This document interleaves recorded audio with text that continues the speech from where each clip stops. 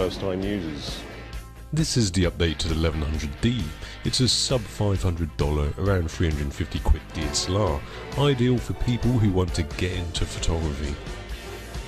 And because you're a first-time DSLR user, you might need somebody to help you with your DSLR. That's where the new EOS Companion comes in, available on the Apple App Store and Android in certain countries.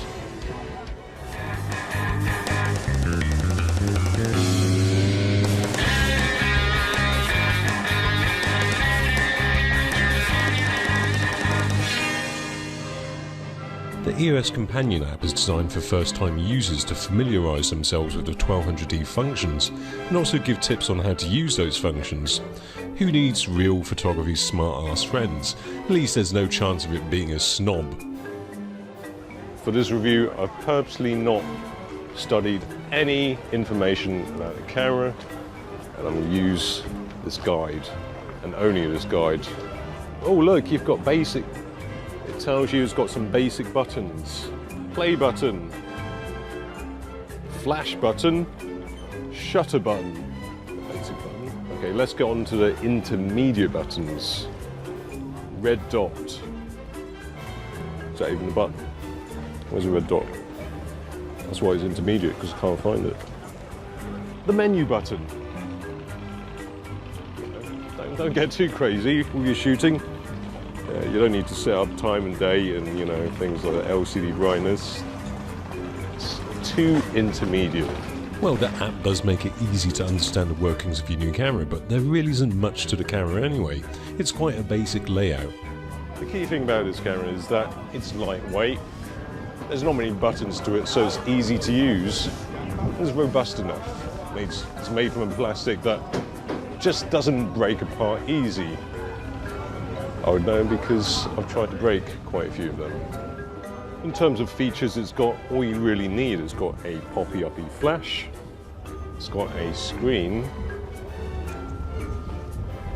How many pixels does it have? Okay, it's not that important then. All you need to know is it's got a screen. It doesn't tilt or flip, so you can't do selfies. Not very good ones, poorly composed ones. And one annoying thing for some people will be that it's got the SD card in the same compartment as the battery. There's no touch screen, so it makes fiddling with the menus fiddly at first if you're a complete beginner. But to be honest, things are made relatively simple with the fact that it's got a guide for everything. The great thing is, this guide sounds like I've been paid to say this. It sounds like an advert. Here we are. Get inspired by our photo challenges. This sounds fun. Do you need some inspiration? Yes, I do. See, there's two cards here, topic and approach. Let's start. This is fun. Oh, flower. So the topic is flower. Approach, child's eye view. Take a photo from a low angle. Why does it have to be child? Midgets too. Don't discriminate. Of course, one thing you might want to bear in mind is that this doesn't have a tilty flippy screen, so if you want to get low down, you have to get low down too, unless you use a timer.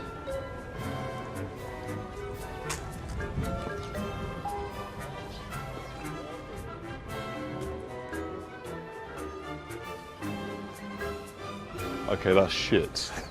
But thankfully we have live view. The screen is a 3-inch 460K item. They've certainly gone cheap with this. One problem with it is that the focusing is a little bit slow. Well, you can't knock the 1200D as a camera. It does what it's supposed to do. It's not going to be the best camera, but of course this is your first camera, so it doesn't matter.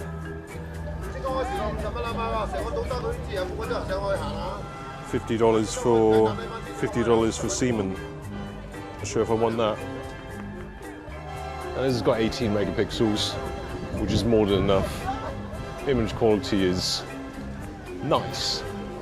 Digic 4 processor, which doesn't mean much apart from the fact that Canon's still got some Digic 4 processors left in the parts bin. Leftovers from the other cameras that are now phased out. Oh, it's accidentally flipped to another challenge. Topic mountain. Take a photo from a high viewpoint or from above. So I've got to find a mountain and get above it. There's a slight gradient here. This is as close to a mountain as we're going to get. It's the only way we're going to do it. I'll stand on this to make it a little bit higher as well. It doesn't have a very fast burst rate, 3 FPS, so not ideal for action stuff, and perhaps not that ideal for throwing around either. I didn't predict that. Okay.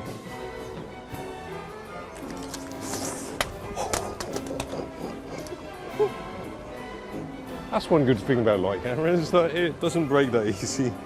Look at that, it's still working. That was good. Done.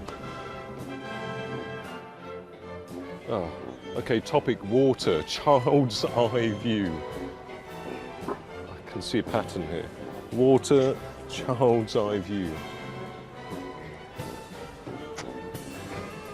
With this companion, it actually tells you how to use things like TV and AV. Here we are, freeze the action. Naturally, when one is shooting at a seaside town, one looks to bottle water when it comes to photographing water. The 1200D has a maximum shutter speed of 4 thousandths of a second, pretty standard stuff. That is the first and last time I ask for fist action from a guy. Food, fast.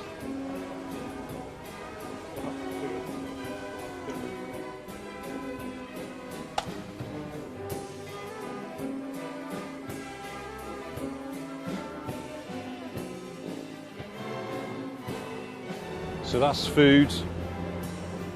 Fast food, done fast. There you go.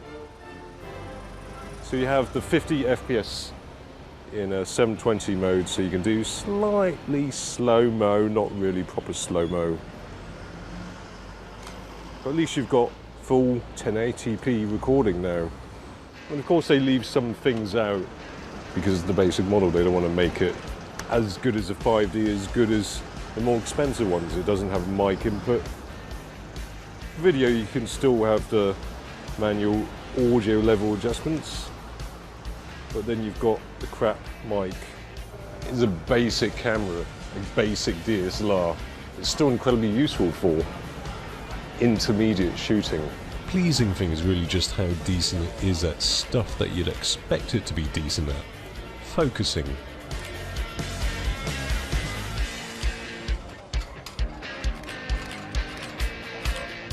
There will come a time when you're using this camera and you don't need the companion anymore because you can please yourself.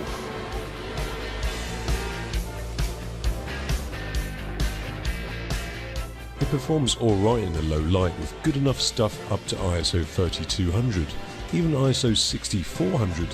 Above that and you start to lose it in the shadows. However, there's one really big but. Mammoth sized but. It's not something that your Canon biased companion will tell you either. Although the 1200D is an update to the entry level line, and it is decent enough for what it is. For around the same price, you can have a DSLR that has a newer processor, 1 FPS faster burst, better screen, all in a nicer, smaller and lighter body than 1200D. And that camera is, oddly enough, also a Canon. It was nice knowing you, EOS companion, but a 100D seems like the far better choice for your money.